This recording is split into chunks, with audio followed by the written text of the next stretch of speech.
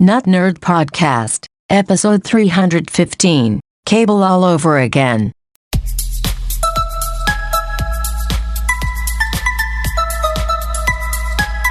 Welcome to the Not Nerd Podcast. I'm Nate Heath, and we are here to help you tech better. Here with me, as always, Mr. Dave Baylor. Happy holidays, happy holidays. Something bells are ringing. You'd think I'd have the words memorized. I've listened to that song 9,000 times.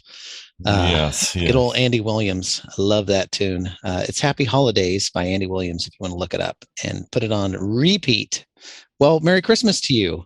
Or Happy Christmas, as they say in the UK. Yes, we should have done more of a holiday theme throughout, just because I know that many families gather around the iPod on Christmas Eve to listen to our podcast. Yes, they do. They get the fire up their Bluetooth speaker, and it's become a tradition for so many families. So we do have a couple holiday related things, but yes, we are recording just mere days before Santa's arrival. I had mentioned several weeks ago that we would do some Christmas gift options, which we're way too late for that. So maybe next week we'll do some, here's what you should spend all those Amazon gift cards on. Yeah. Or here's what you should have bought on sale. Sorry, sucker. Yes. But we do have technology news to talk about. There was some going around, including some Followup. First of all, I have been singing the praises of my MacBook Pro, the M1 with the Pro processor and all this stuff. Well, I am here to announce that I am returning that laptop. What? The MacBook Pro. Yeah, it just wasn't right for me. You're getting a Dell, right? I'm going Dell. No, I upgraded my MacBook Pro. So I might have hinted earlier, but yes, I got the M1 Pro processor, 16-inch MacBook with 8 gigs of RAM, the 2 terabyte storage, which is always nearly full because I'm a digital hoarder. But I started looking at it, and the M1 Max processor, I got double the RAM, and it has double the memory bandwidth plus the better processor, all of that. And so I said, you know what? I could return my old one again with the holiday thing till like January 8th. So I ordered the Max processor. I got it. It's all set up. I've actually been using it. I did get some memory warnings on on the first one, but there's also some reports of memory leaks and still some issues that some updates should take care of. But again, the right tool for the job. With as much as I use my laptop all day, every day, between podcasting, working, playing, DJing, everything I do, I use my laptop. So having even more power and saving me more time was worth it to me. So yes, I have my second new MacBook Pro this fall. Nate Heath coming down the line hot with his tech juke, and he takes his original brand new Mac and trades it in for a better brand new Mac. And meanwhile, Dave's sitting here with his sad little 2019 M1 processor. That's still leagues ahead of any Intel machine I've ever owned. Yes. Well, and I have changed many positions in my life. I pride myself on being able to adjust positions. And I famously went from, I believe, 2008 to 2015. So 7 years of doing all the same things, using my laptop all the time without replacing my laptop until it was stolen. So I probably would have waited even longer.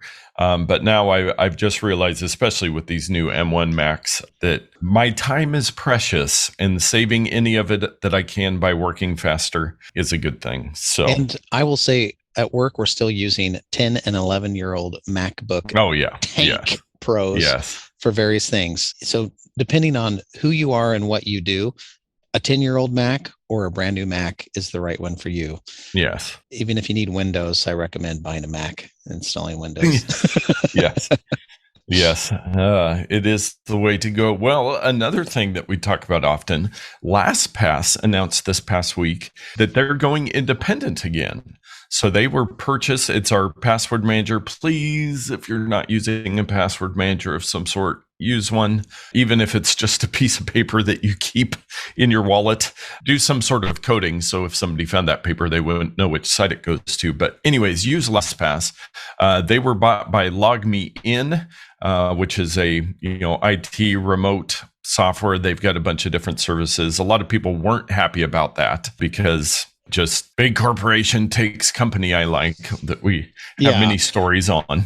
I was not a fan of them being purchased because that company's integrity was a little in question at the point. But explain to me how you go from a corporate overlord to an independent. How does that happen? Yes. Well, I believe the same owner or the founders had stay involved through it. And it looks like it was, 2015 is when LogMeIn acquired LastPass. That doesn't seem time flies. Humanly possible. It does.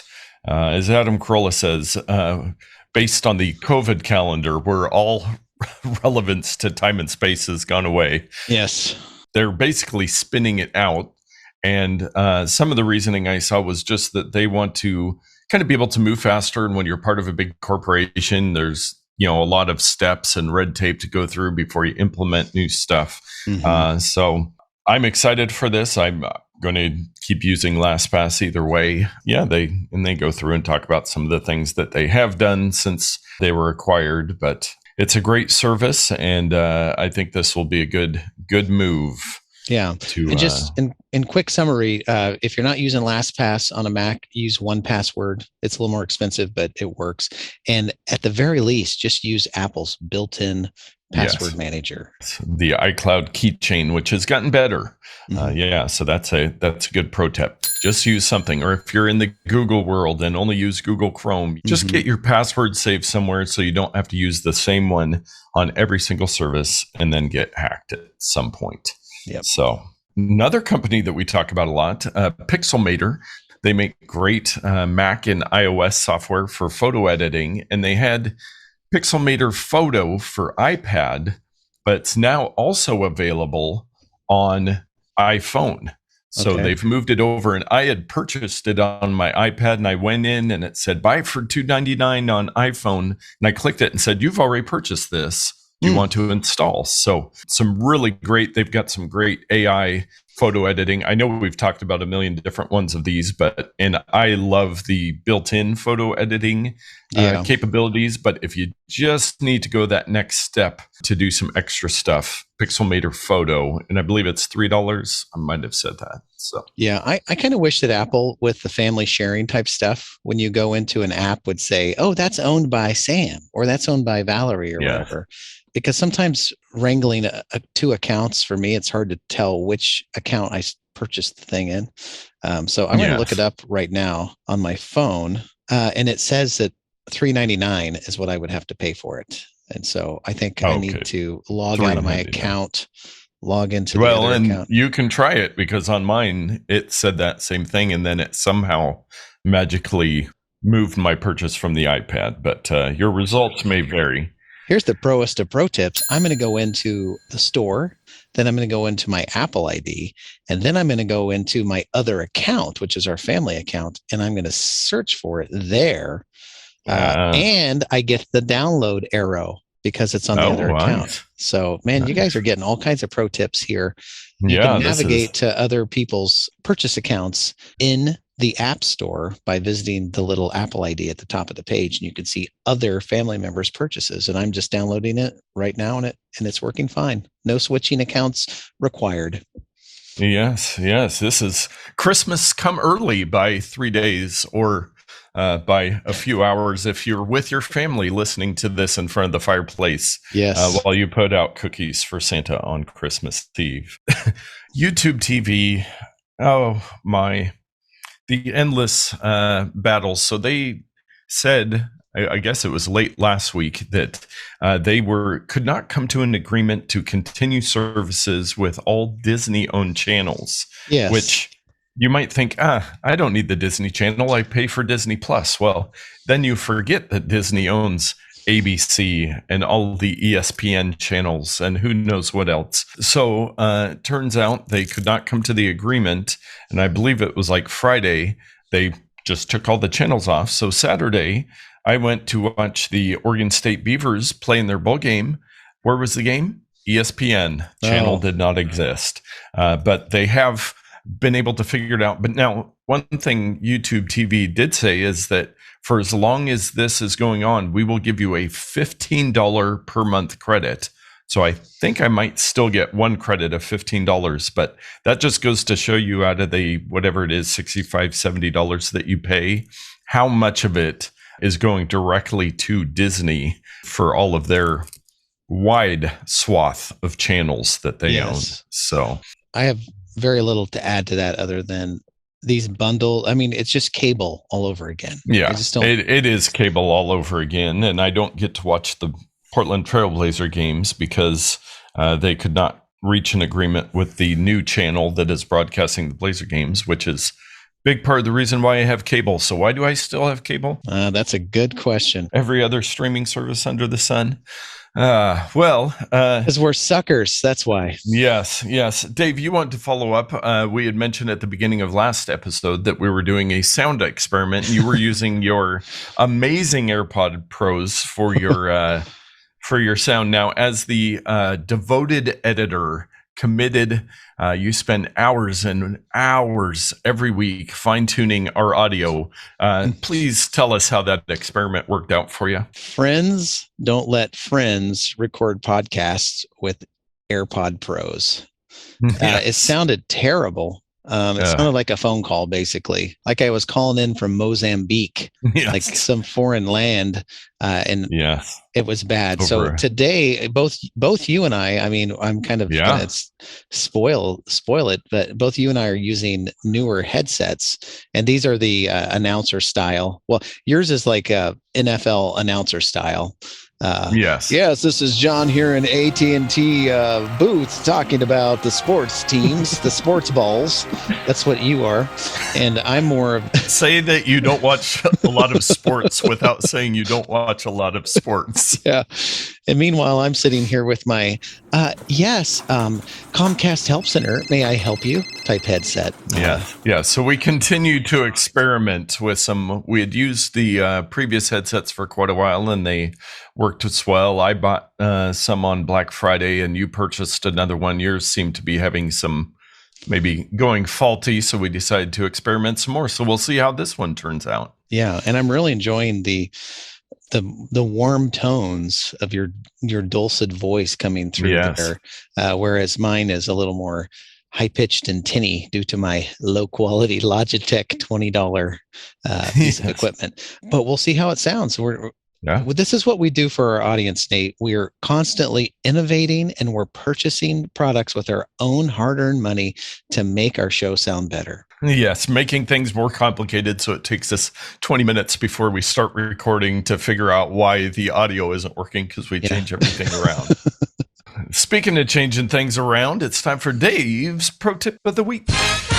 Well, Nate, intrepid explorer Elliot from the land down under called me the other day and said, "Yo, I just need some quick help here." He and I we're always doing something. You call Elliot, it's like, "What are you doing?" I'm in the outback hunting wallabies. And for me, it's like, "Oh, I'm driving to this place to fix this thing, and then I got to go pick up this deal, and then I'm going to be back home, and I'm going to be working on a flooring project, and then I've got 12 hours of YouTube that I'm behind on watching." So I'm always doing something. Anyway, so we're talking, and he said, "I'm looking for a recipe to make my dynamite awesome stuff."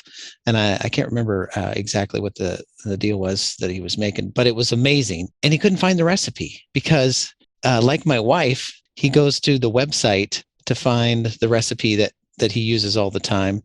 And the website changed. They took the page down. They did something. And it was gone. And I keep telling my wife, there's a bivvy of recipe apps on your iPad that you can download these and connect them or print it off or write it down or use whatever. Apple Notes, take a picture of it. There are options. Well, anyway, I don't want to shame Elliot because a lot of people do the same thing. Why store it when it's on the website? I mean, it makes sense to just leave it on the website. Anyway, I wanted to remind people, and we've talked about it before, archive.org has a wonderful tool called the Wayback Machine. And if you find yourself in this situation where you're trying to find some content on the website and it's changed or moved or whatever, look up the Wayback Machine and it'll allow you to dial back to previous versions of that website. And for example, go to apple.com one time and go back into the 90s and you'll just see how terrible that website looked in the late 90s, mid to late 90s. Very basic, very terrible. So your mileage may vary on the websites, but they do a pretty good job of even getting the most obscure websites archived and indexed and snapshotted so that people of the future can come and look to see what the web was in our olden days. And today is going to be an olden day for some kid in the future. So yes, so true. Very nice. Yeah, the Wayback Machine. That's very helpful for tracking stuff down. It gives you a third dimension of the web via time and space. Let us move on to our takes of the week. Now, if you are sitting by the fire with your family, it might be a good time to have your children go and fetch a glass of warm milk and or brush their teeth. But for this first story, the Metaverse via Facebook, in their new name Meta, has a groping problem. Now, this article I saw, and there has been someone reported that they were groped in the Metaverse in their virtual reality thing. And I'm just a little confused. Please explain further. Yeah, I there are some details here. Somebody felt like they were very offended. Now, Meta responded and said they should have gone to the safe zone that they have as part of their suite of safety features built into Horizon Worlds. Now, I'm old enough to remember playing Halo, and there was some very vulgar action that became very popular in Halo that I won't mention because I don't want you Googling it. But this is something that we're going to have to navigate. I think this might be a little bit of moral panic. But when you have something like this, you're always going to have bad actors. Bad actors are a factor of society. So they'll have to see what they can do, and other people will just have to learn to walk away. Or you can't just take off your headset and escape, right? I don't own a Quest device. Shame on the person for doing this. Also, it's probably something that's going to happen. The simple solution is to just not participate. Yes. Well, yes. Are we going to, in the future, are we going to have people saying, it's my right to be in the metaverse and you have to buy me a headset because I can't do my job or something? Government issued. Yeah. It seems like if you don't want to participate in this, don't. And I realize, you can't excuse bad behavior. Yes. I have experienced, and man, I'm such a noob.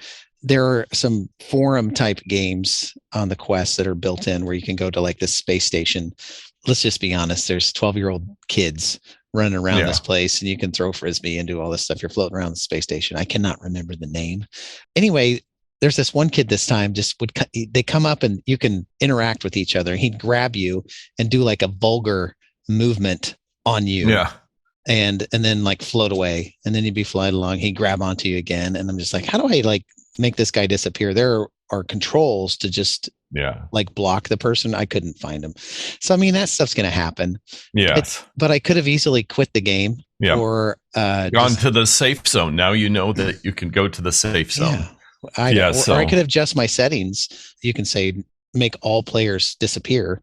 And it's just me in there. So, there are ways, but so I kind of get the idea of what this person experienced, but it didn't leave any type of scarring or impact on me. I didn't feel violated. I just was a little annoyed. But now, have you played with the Horizon Worlds? Because this is what this is in reference, which is kind of their new world metaverse thing. Yeah, I have been there before, but not in a long time. Since I'm a nerd, I like the spacey one where you float around in the space station. But I do know the one that you're talking about. Okay. Well, let us move on. You can welcome the kids back in to warm up by the fire. These stories keep coming. You can't make them up. And we do not try to be Android haters. But when there is a bug in Android and the Microsoft Teams app causes 911 calls to fail, that's not a good... No. Not a good look, Android and Microsoft Teams. And I think it was actually something that if you had Microsoft Teams installed, but you weren't signed in, then 911 calls wouldn't work. Wow. And so who knows how widespread it was. But again, 911 calls are something, and I will do a quick sidestep. I was riding in someone's car yesterday and got to listen to a little NPR, and they were talking about, and especially at this time of the year, it can be helpful that the U.S. government has launched July launch. It's not launching till July, but instead of 911, they're launching 988 as a suicide prevention and mental health line, which is something that's very important. And they had the 1-800 number before, but it's going to switch. So it's just 988, make it real easy. But when I did the search for it, it says 988 suicide phone hotline getting $282 million to ease July launch. From AP News. So eventually, and for a lot of money, but you can't put a price on mental health. No. I will say that as a little sidestep. And speaking of somebody that might need that number when it launches, I'll just read the headline from CNET. How a $300,000 Bored Ape Yacht Club NFT accidentally sold for $3,000. So $300,000 sold for $3,000, and the seller says that they had a fat finger mistake and typed in 3,000 to sell it instead of 300,000. So somebody purchased it very quickly and then resold it for $210,000. So somebody had a very good day and somebody had a very bad day. So why is this particular image worth $300,000? That's my question. I can't keep up. Well, is the artist a known artist, or? Well, yes, because it's part of the Bored Ape Yacht Club is a collection of 10,000 NFTs, each depicting an ape with different traits and visual attributes. It may sound arcane, but it's one of the most prestigious NFT collections in the world. Jimmy Fallon, Steph Curry, and Post Malone are among its star-studded members. Okay, so the cheapest you can buy one for is $210,000. Yeah, who knows why I didn't read far enough, because I just can't grasp some of this stuff. So, but the lesson here is, if you're selling something online for $300,000, don't mark it as $3,000 for the price. Yeah. You might lose money. Don't take investment advice from me, but you might lose money. Yes. Double read before you share. I need a one backup is none backup for reading anything you put online once again before you click submit. But I'm not coming up with a quick rhyme. So listeners, come up with a phrase to double check what you write before you submit, because I need something that rolls off the tongue a little easier than that. Yeah, that's a little clunky. Yes. Anyways, we had talked about this before, and I probably should have put it in follow-up, I guess. But Apple has launched their AirTags and Find My Detector app for Android. So this was the app built for Android to let you know if there's an AirTag that's been put on you, somebody's trying to track you, which I do think is a bit of a overly blown up story, but it still could be an issue for some people. I have a real-time interjection here. So my wife went up to Seattle to visit her sister this past weekend. The key fob that she has been assigned for our vehicle was running low on the battery, so she borrowed mine. And I have an AirTag attached to mine. And she's calling me one day and she's like, "Oh, so there's one thing I just want to talk to you about. Both my sister and I are getting an alert on our phone that there's an AirTag in our vicinity that's been following us around. Should we be concerned?" I go, "No, that's exactly what you should be seeing, because you have my AirTag." "Oh, so it's helping us find your AirTag in case we lose it?" I said, "No, it's my AirTag, and it's on you, and it's warning you that someone else's tracker is on you and you're being tracked." She's like, I don't know that she fully understood what was going on, but it was a proof of concept that I was not even considering when I lent her my keys. I was just thinking, oh, that's great, because if she loses them, we can find them again. But anyway, it does work. So the Android piece is supposed to work similarly. And I very much doubt how many people who use Android are going to install this. They're going to be like, so you want me to download and install a product because someone may have some Apple device? It's like, I don't care. If I cared about Apple, I would buy an iPhone. Yes. And I've realized I have not been getting many notifications from my AirTags, and I have one in my car, my backpack, and on my keys. And the issue might just be that I'm never more than like 30 feet from my car or 10 feet away from my keys or my backpack. So, but I should check it and test it and make sure my AirTags are working properly. So I will do that and maybe report back if I remember to. But last up, we have a security and privacy story. This is, you might have heard of this one because it is massive. There's some people saying that it is one of the biggest vulnerabilities in the security, in the technology world that there's been. It's called the Log4Shell attacks. And what it is Log4Shell is an open source utility for servers to be able to log things. It's very important when you're running servers to be able to log things. It's built into a lot of servers. It's just super, super common. I mean, almost every server has it. But there was a major vulnerability that has allowed a critical 0 day that allows a huge exploit. And I saw some numbers that like hundreds of thousands of servers, attempted to be attacked. Wow. That like 40% of corporations, an attack has been attempted.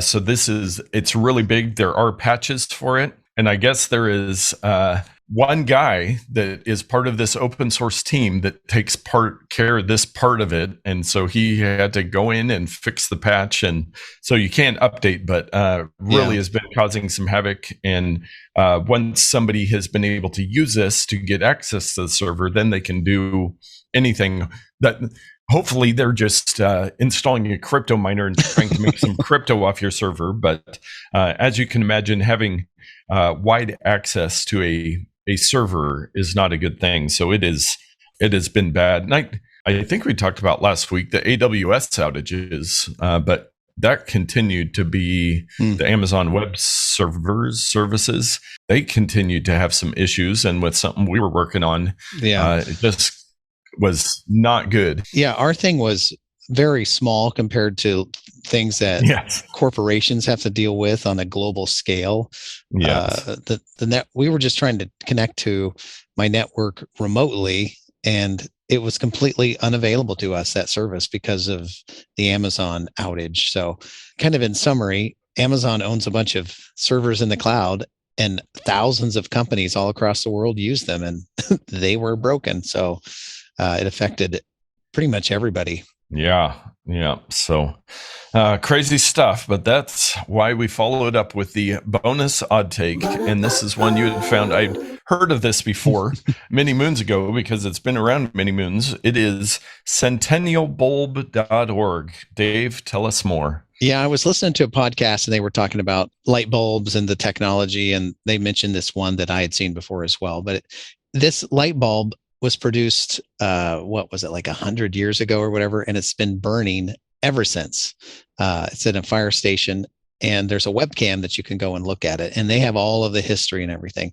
I just thought it was kind of cool, and you can learn a little bit about it, and you can learn about planned obsolescence and actual conspiracies for light bulbs between the big corporations who thought, man, we're making our light bulbs too good. And so they got together and said, let's make them crappier. So if people have to buy them, that was a real thing.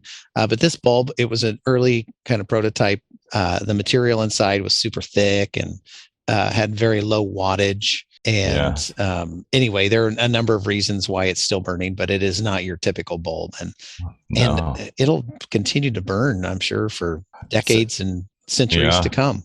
According to the website, if you look at the very early 2000s background image, it is the 120th year. Yes. So this has, so it was 1901 that it was 1901. Think about that. So they've got the little webcam that refreshes every 30 seconds to make sure it's still working. I do also love they have a little animated GIF for the back button on there and some light bulbs flashing. It is, I don't think the website's been updated since 1901 either. And for more info, please contact Centennial Bulb at hotmail.com with a very cool stainless steel @ symbol in the email address. So yeah, this I was thinking, and even in the background it has a 120th year in the background image. Is that what you were referring to? Yes, I see. They need some Consist Media to come in and help them redo this website, because this thing is a blast. Talk about your Wayback machine. If you went to the Wayback machine on this particular website, it probably looks the same. I don't think it's ever been updated. So yes, and they've got a bunch of fun stuff, a bunch of different articles, and then there's a celebrations tab where they have some stories on parties they've had for the light bulbs. So just a great little pocket of the internet that we love finding. As you are sitting by the fire with your family listening to this episode of the podcast, you might be saying, you know what, we've been listening to the local radio station play the same Christmas songs every hour since Thanksgiving or longer. We need some new Christmas music in our life. And I know I've referenced this in the past, but boy, do I have something for you. I used to make mix CDs called the Amazingly Awkward Christmas series. And I believe I did 6 versions of it back in the early or the late 2000s, I believe it was. But I've converted many of those songs into both a Spotify and iTunes playlist. So if you need to get off the beaten path with your Christmas music, there are some real gems on there that some of them you may have heard. I've got a few of the odder common ones, but it is never ceases to amaze me how many musical artists make Christmas albums, even if they're not involved with Christmas, but it all boils down to money, and Christmas songs get a lot of plays. But yeah, definitely go check out the Spotify or iTunes. And if there's a different music service that you would like the playlist on, let me know, and I will try to convert it over there as well. Yeah, my retirement plan is to write a Christmas song that goes viral. And then I'll just have income every year. It's like, the coffers are getting low, but Christmas is coming. Yeah. My pocketbook is getting fat. So yes.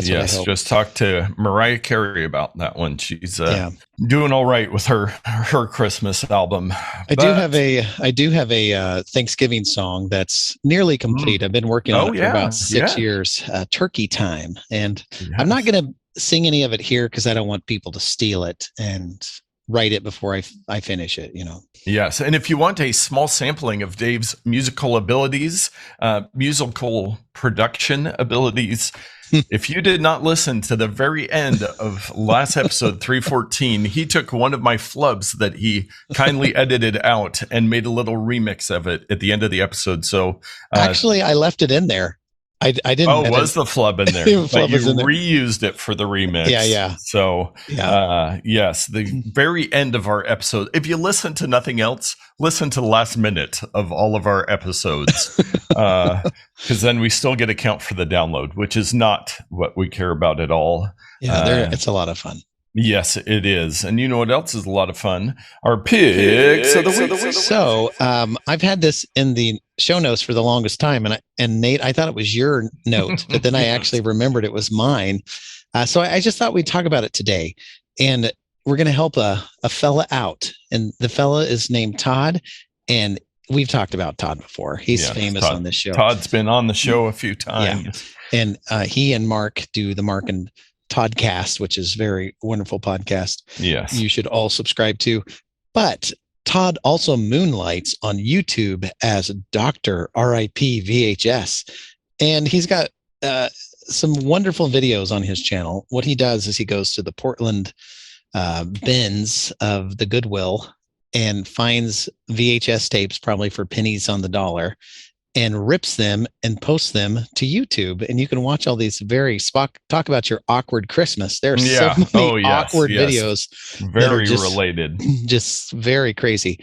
But you can visit him at his YouTube channel, and it's easiest just to to search Dr. RIP VHS, but youtube.com/C/DR RIP VHS, Dr. Rip VHS is how you can get there. But he sells swag, and I'm not wearing it today, but I wear it often. Yes, you do. Often on the podcast, I wear it. He has wonderful shirts with some creative artwork on them. Yeah. And I've got this nice blue one that has a picture of him and kind of the Obama Hope style poster, the 2-color, 3-color poster. And it says, "Hi, I didn't. Oh, hi." It's like, "Oh, hi, I didn't see you come in." Whatever his catchphrase is. Yes. On it, and it's very great. He needed to make a Christmas one. I should have bought it.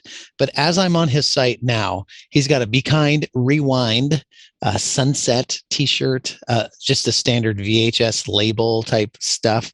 You can get T-shirts. It's on this TeePublic website, so you can probably put it on anything: T-shirts, tank tops, hoodies, art, mugs, pillows. It's one of those sites, right? You get the logo and you can just put it on anything.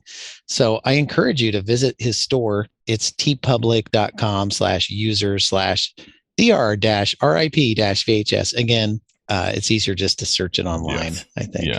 Yes. And famously, he has had a couple YouTube channels removed in the past due to copyright violations, because it's all found stuff. And sometimes people will come after him for a knitting video. I think was one of the ones that really got him in trouble. But he is back up to, I think this is his third channel, 7.59K subscribers. So almost 7,600 subscribers on this channel, and it's really cool to see some of the videos really take off, and just the most random stuff. It is highly recommended, and the swag is very cool. And just in case his channel does get taken down again, you can find him on Instagram. He started an Instagram account for the Dr. RIP VHS, so that hopefully that will stay active, so you can find out if there's a new YouTube channel. I know he already has a backup one in the works for one goes out, which is a stinker, because these videos, it's not like, come on, people with the copyright stuff, but what can you do? Yeah. And just a lesson to all of you out there, his Instagram could be taken down. His T-shirt site could be taken down. If you have a presence online, you should have your own website. Yes. And again, not to keep pimping, but consistmedia.com if you're looking for someone to build your website. Yes, I'm always willing to help on that. This episode brought to you by Consist Media, your leader in digital content. Yes, make your job easier with the right marketing and technology. Thank you. Well, my pick of the week, I did something very holiday-like, and as you have put for all the listeners, which is everybody besides you and me, you have put your Santa hat on, but I played Santa, and for my 2 picks of the week, I purchased them for you and wrapped them up so that you could open them on the show. And I can't tell you how touched and lucky I feel to have a friend like you who is giving me gifts like this. Yes. So how are we going to do this? You just want me to open them live here on air to reveal to the world? Yes, let's do it. So let's do there is a larger one and a smaller one. So go ahead and open the smaller one. The smaller one. Okay. So this is something I found, I believe on Cool Tools. Somewhere I found the link and I purchased one. It works very well. And I thought it would be something you could use. So I'm going to guess before I open it, because this is part of the fun. So this thing is about the size of a deck of cards, a little bit smaller than a deck of cards, but roughly that size and shape. And as I shake it, there's something inside, and I'm trying to determine, is it metallic? Is it a chain of some sort? Did you buy me jewelry? Let's see the gold chain is coming back. All right. Oh, look at this. It is a very sought after item that I will use often, because this device is always dying on me at the most inconvenient times. Yes. This is a portable Apple Watch charger. And there was a little metallic keychain thing in there. There is. Yes, there is some chain. Yeah, it's like a key fob thing.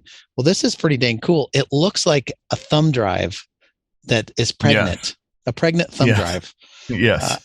The pregnant part being the Apple Watch magnetic charging sensor, and then you pull off a little tab, and there's a USB type A that you can plug it directly into a source, and you pull off another tab on the other side, and it's a USB type C. That is freaking brilliant, dude. Yes. This is very useful, and it's so much smaller and compact than the one with the cable on it that you look like an idiot carrying around. Yes.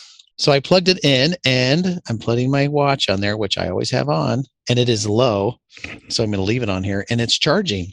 It is working. Nate, you are a saint. Thank you very, very much. Yes.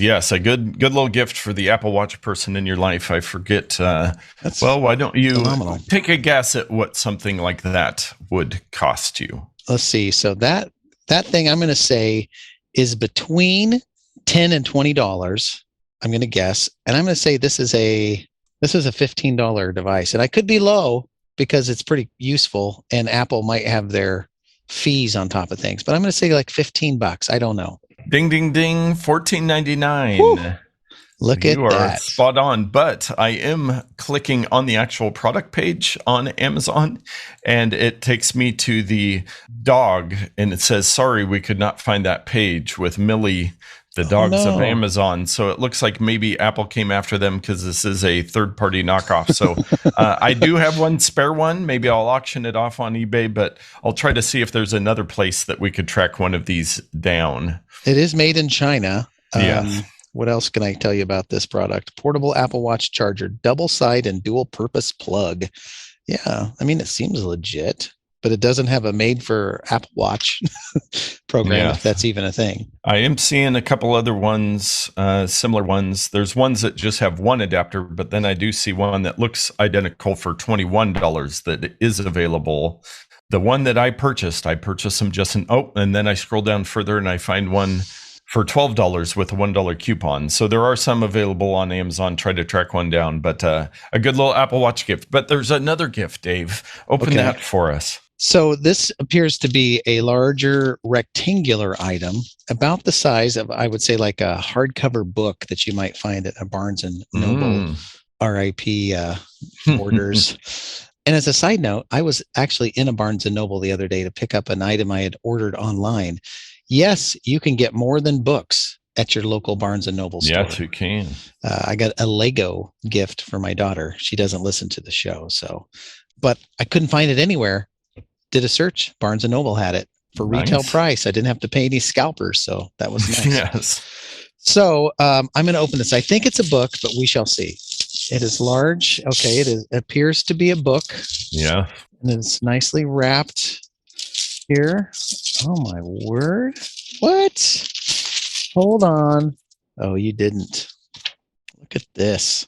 This is the Cult of Mac, 2nd edition by Leander Keeney and David Perini. Okay, thank you. So as you open it, before you open it, you are confronted with a book that looks very much like an Apple laptop. There are 4 black circles on the back to indicate the foot pads. The book is gunmetal gray, and there's an Apple-ish logo. Yes. It actually is very close to the Apple logo. I hope that they put their lawyers to task on making sure they didn't get, and it's oriented the right way so that when you open the book sideways, the Apple works just like it. Is it? It goes upside down, doesn't it? Well, the old Apple laptops used to do that. Yes, the old style. Down. Yeah. So this is interesting. And on the inside sleeve cover flap, it says, it has a big thing that talks about it, but it's in the style of an OS window, a Finder window, which is very great. And the first page is a keyboard. So if you open the book like a laptop, it looks like a laptop. Yeah. There's the window on the inside cover, and there's a printed keyboard on the first sheet. This is worth it just for this. A book that looks like a computer. Yes, it's a great coffee table or shelf book. But so this book, as you mentioned, it is the 2nd edition. They had done a previous edition, but they updated it in 2019. Mm-hmm. And what it does is just goes through and covers all the aspects of the cult of Mac, the collectors, the people stuff on Steve Jobs history. So it really goes through and looks. So this is very in depth. It is. There's a lot of text. This is not a picture book. There are pictures in it, but it is very dense with text. Yeah, so the chapters are The Line Sitters, Remembering Steve Jobs, Cult of Collectors, Apple Museums, Apple-Inspired Music, iPhone Photography, New Life for Old Macs, Apple II Forever, Apple Around the World. So just a very fun book. And if you go to nostarch.com, I listened to a podcast with the author on it, and it is on a deep discount right now, down from $40, I believe, is the published price, but it is $10 for the print book, and you get a free ebook. And it has one of your heroes listed on the inside. Oh, yes. There is Hillary Clinton. I don't know why she's in here. Full page photo of Hillary Clinton, which is worth the price right there. Yeah, this is phenomenal. Yeah, so a very, very fun book. This is great. I think what it was is the photo was taken with an iPhone, I think was the deal. This is an iPhone photography or an iPhoneography section. Yeah, so just a fun little book for us Apple nerds, and would be a good little gift if I would have gotten it earlier. It took a while to ship it to me to get for that Apple person in your life. But this is great. I may or may not have ordered 2 books 2 times accidentally, so I may or may not have an extra 2 copies of this book in case you need a copy. Talk to me. So this is going to be in a treasured place here in my little studio on a shelf, and I'm going to attempt to read it often because, man, it warms the cockles of my heart to see some of these images that I remember back from the 90s and 2000s and today. I mean, it goes clear up to current stuff. So this is great. Very nice. Well, we have talked at you. We gave you a Christmas bonus long episode. Now, whether you feel that that's a bonus or not, hopefully you learned something new, got to hear about some cool stuff that we have. We have a lot of fun doing this. We will have one more episode. A lot of podcasts just phone it in with a best of episode in between Christmas and New Year's. Not us. We'll be coming at you with one last live episode or live to tape episode of 2021 before we head into 2022. I cannot believe it is here. We will be quickly coming up on our 7th anniversary of the podcast. 7 years? That's crazy. I was or 6. Is it 6 years or 7? It's 6. We're coming up on 6 years. We started at the beginning of 2016. So just math, 6 years. Yes. Last year was 5 years. Last year was our big 5 year. I'm getting ahead of myself again, back to the COVID calendar. The last year and a half feels like 3 or 4 years. So that is true. And it's hard not to get a little melancholy thinking back on the years. Before we all become a little older, by the time this podcast episode is done, mostly I'm thinking of David and his amazing editing abilities for this. I do want to thank you for listening. Have a Merry Christmas, and we'll talk to you before the new year. But now it's time to get out there and tech better.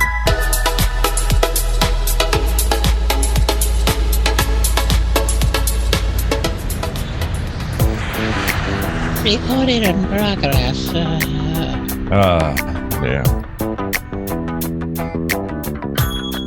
Cayenne pepperhead.